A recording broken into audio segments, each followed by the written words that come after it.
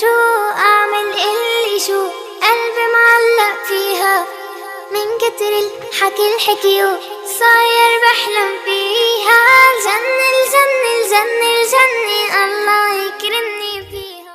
ایک عورت تھی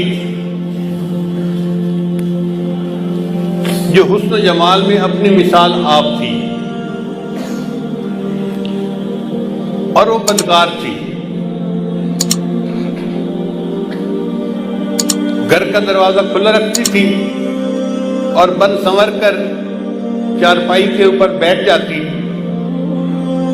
تو اس کے دروازے کے سامنے سے گزرنے والے نوجوان جب اس پر نظر پڑتی تو وہ بہک جاتے تھے. وہ ان سے کچھ رقم لیتی تھی اور ان کو گناہ کا موقع دے دیتی تھی. ایک مرتبہ ایک نوجوان بڑا نیک تھا، وہ ادھر سے گزرا، قدرتاً اس کی بھی نظر اس طرف اٹھ گئی تو اس نے دیکھا کہ اتنی خوبصورت عورت، اس کو بھی شیطان نے بہکایا. تو اس نے اس گھر کے جو کام کرنے والی تھی اس سے پوچھا کہ تیری مال کا مرد کو قریب کیسے آنے دیتی ہے؟ اس نے کہا جناب 1000 دینار لیتی ہے اور پھر اس کو اپنے ساتھ وقت گزارنے کا موقع دیتی ہے. اب یہ نوجوان واپس تو گھر آ گیا مگر سوچتا رہا کہ میں 1000 دینار اکٹھا کروں پھر مجھے اس عورت کے ساتھ وقت گزارنے کا موقع مل جائے. اس نے محنت کی، مزدوری کی، 1000 دینار اس نے جمع کر لیے. ایک دن یہ اس عورت کے پاس گیا اور 1000 دینار اس نے دے دیے. عورت نے کہا کہ ٹھیک ہے اب تم آؤ اور میرے ساتھ چارپائی پہ بیٹھ سکتے ہو.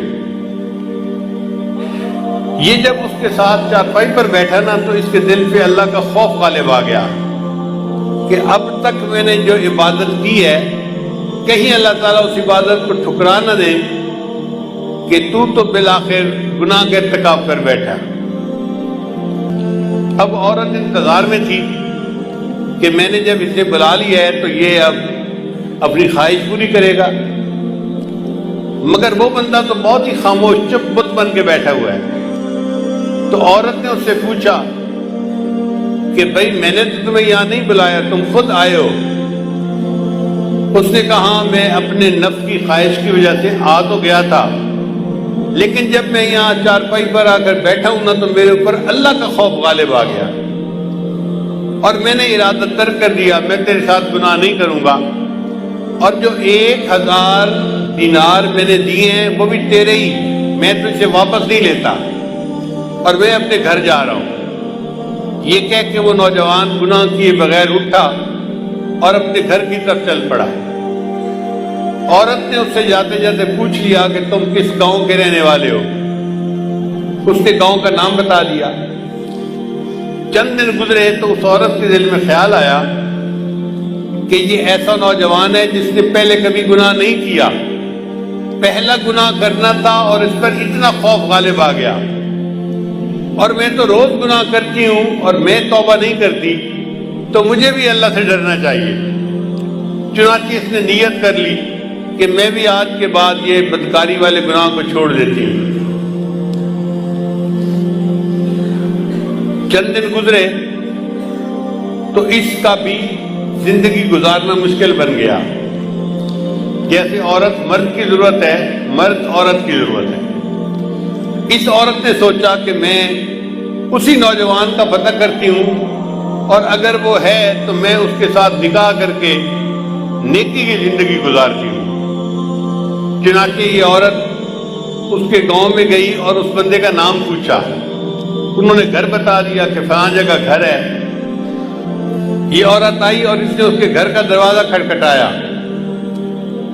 جب گھر کا دروازہ کھٹکھٹایا تو اللہ کی شان وہی نیک نوجوان دروازہ کھول کر باہر نکلا پوچھنے کے لیے کہ کون ہے. جب نوجوان کی اس عورت پر نظر پڑ گئی تو وہ تو حیران ہو گیا کہ جس گناہ سے بچ کے میں گھر آیا تھا اب وہ عورت تو میرے دروازے پر چل کر آ کر کھڑی ہو گئی. تو اس نے ایک زور کی آہ بھری اور وہ گرا اور فوت ہو گیا۔ عورت کو بڑا افسوس ہوا، یہ چند دن وہی رہی۔ پھر اس نے لوگوں کو بتایا تھا کہ میں تو بھئی اس کے ساتھ نکاح کے ارادے سے آئی تھی اور میں نیکی کی زندگی گزارنا چاہتی تھی۔ گھر والوں کو اس عورت سے ہمدردی ہوئی تو انہوں نے عورت کو کہا کہ وہ بندہ تو فوت ہو گیا مگر اس کا ایک اور بھائی ہے، ابھی شادی شدہ نہیں ہے، وہ شادی کرنا چاہتا ہے، اگر تم چاہو تو ہم اس کے بھائی سے تمہارا نکاح کر دیتے ہیں۔ تو وہ عورت کہنے لگی بہت اچھا۔ چنانچہ اس عورت کا اس کے بھائی سے نکاح ہو گیا۔ کتابوں میں لکھا ہے اللہ نے اس عورت کی توبہ کو ایسے قبول کیا کہ اس کو اللہ نے 7 بیٹے دیے اور سب بیٹے اپنے اپنے وقت کے اولیاء بنے۔ بد کردار عورت تھی، سچی توبہ کر کے 7 اولیاء کی ماں بنی۔ قیامت